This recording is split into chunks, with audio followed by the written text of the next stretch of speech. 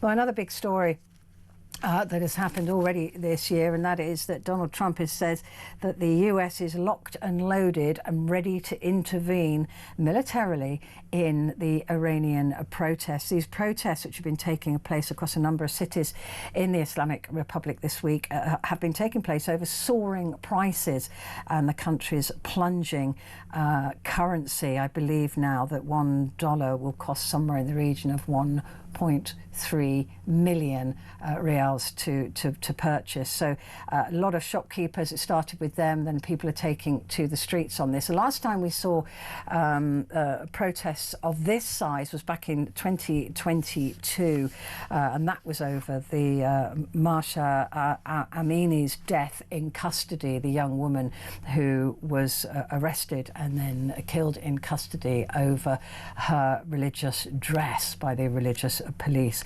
So that was the last time we saw those big protests. This time it's over the cost of living. And joining us to talk about the protests and what's going on in Iran is Lily Moo, who's an Iranian-British human rights activist.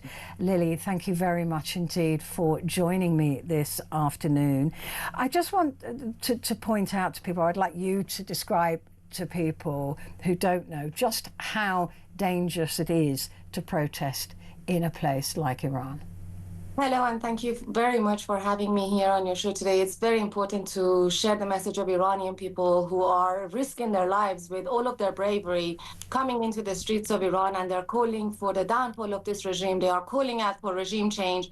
This is not just an uprising for economic mishaps and mismanagements by this regime. This regime has been brutalizing and killing Iranian people and has been facilitating and training their terrorist proxies in the Middle East, and they've been a menace to the international community.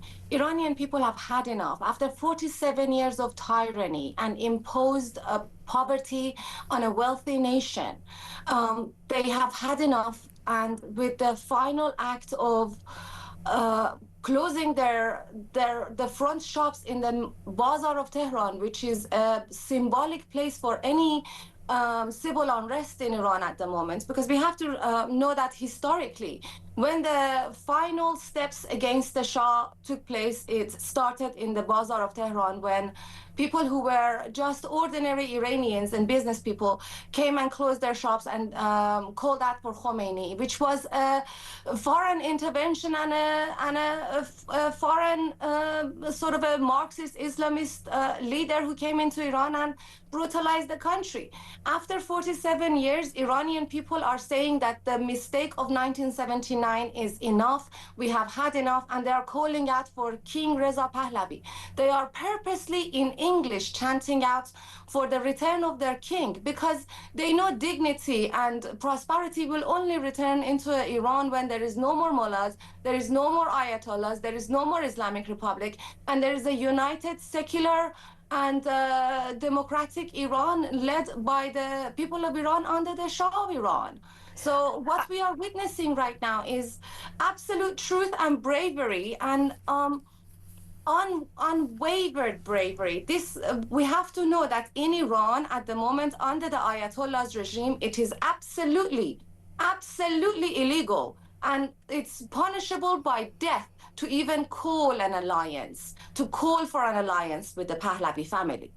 This is the regime that has terrorized Iran, and it has terrorized the region, and has had attacks and atrocities in the beautiful country of UK. What we witnessed in Manchester on Yom Kippur was an instigation and a direct act of this regime's jihadist behavior. What happened in Bondi Beach is a direct behavior and instigation of this regime's threat to the international community. Iranian people have had enough. They are not just calling for economic change and crisis to be fixed in Iran. This regime has failed the integrity of Iranian people. They have failed the integrity of Iran, and they have failed the international community by being so oppressive against Iranian people. We deserve freedom, and British people deserve to live alongside Iranians who are free as well.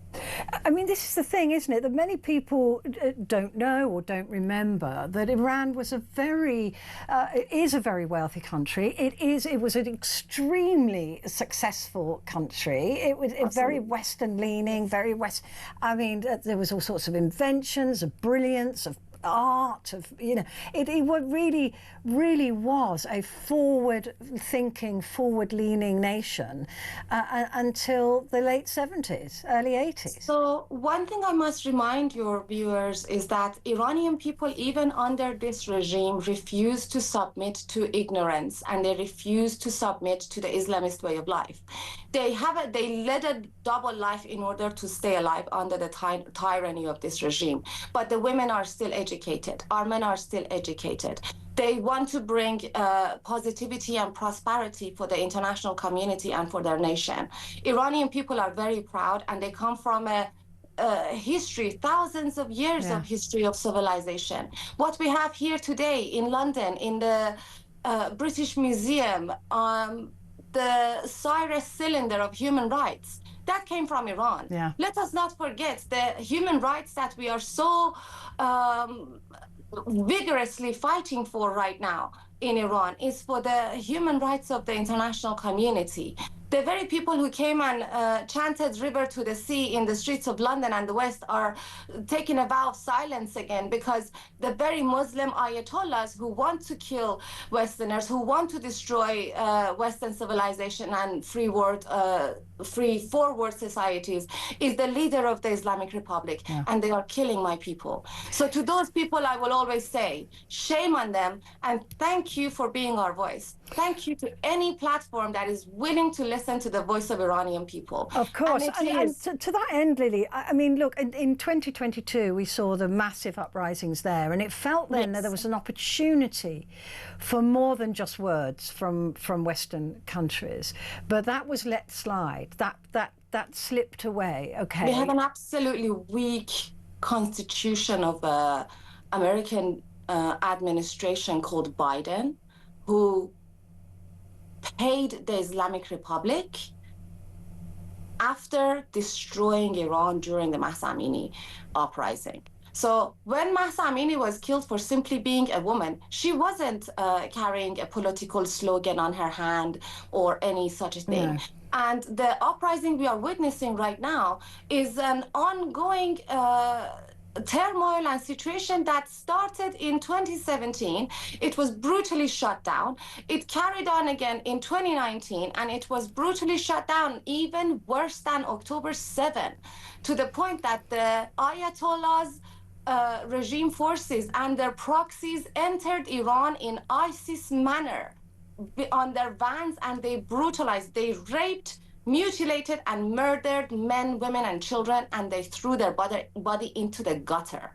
But what do you want from, Lily, what do you want from the West? We've now got Donald Trump saying that he's locked and loaded and ready to intervene. What form do you want that to take from America?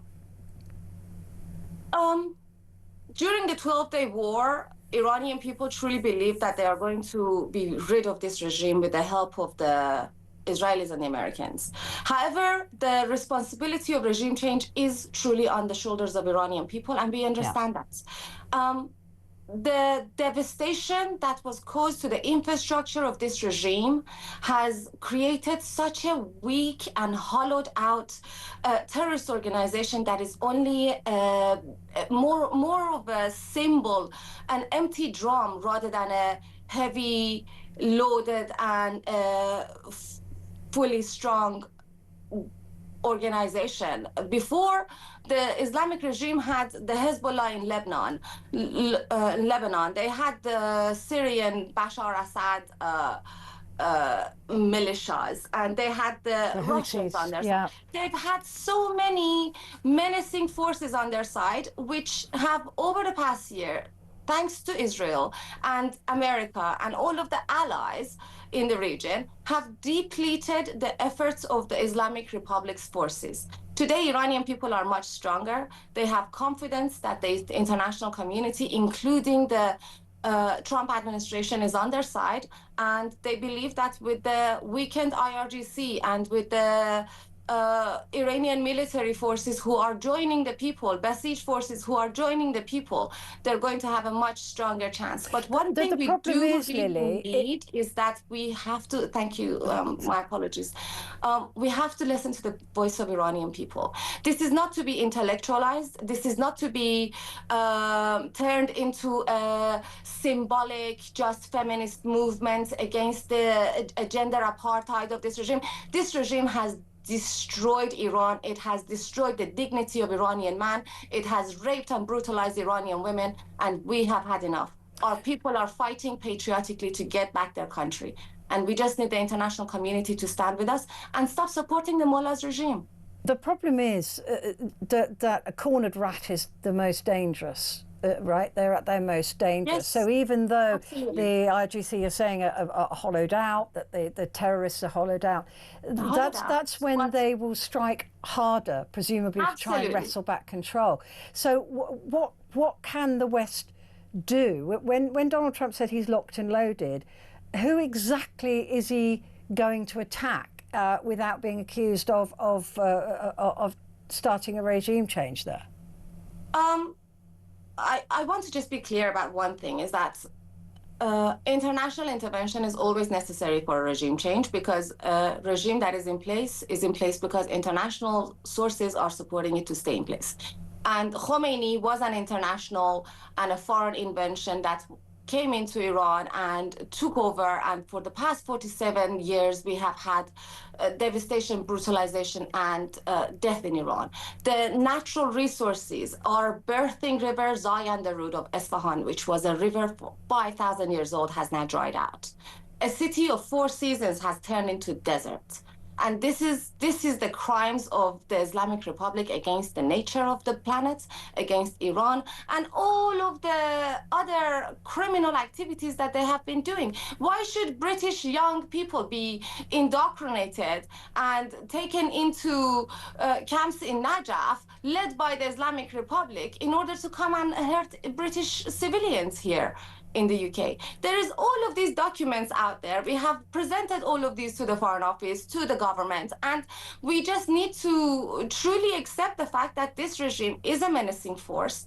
Iranian people have had enough, and they have a leader for the opposition. There is not going to be a power vacuum. Over the past 3 years, Iranians from the diaspora have been pushing and shouting the stories of the Iranian people, echoing the voices from within, and behaving as a buffer zone for a bridge of public diplomacy between the West and the free world and the people of Iran who are locked inside of Iran and held hostage at the hands of this regime. We have to be united. We have to not support the mullah's regime anymore. And we have to show solidarity and unity to the people of Iran, listen to their voice, and support King Reza Pahlavi, Crown Prince of Iran. There is a reason why Iranian people are calling out for him. He is a unifying figure, and he is a national identity for Iranian. Modernization of Iran happened at the hand of the Pahlavi dynasty. Iranian women were given the right of vote before European women were given that right, at the hands of the Pahlavi dynasty. They're a great force of good and humanity and knowledge and light in this planet, and they need to return home. We have had enough of this exile. Lily, thank you very much indeed. Lily Moo there, Iranian-British human rights activist, explaining just how brave those people are actually for protesting on the streets of Tehran and other parts of the country.